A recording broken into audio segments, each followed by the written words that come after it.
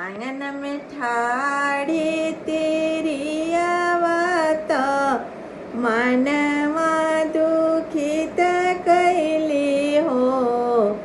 ए सखिया कौने गुण हम चुकनी जे मूस से बियाह भइले ओ। घर में से निकलेला मूसवा त गोछ फहरावेला मोछ फहरावेला हो।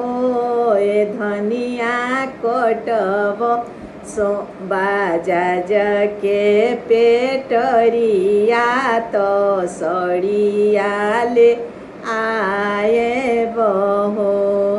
ए धनिया पहिरी ओहिरी झमकइया सुंदर मर्दा का करी है हो।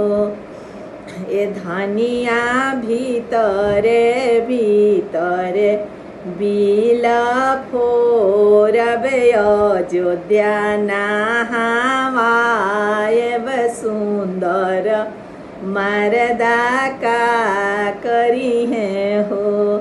ए धनिया कोटबो सोनार के पेटरिया तो हारा वाले आए बहो।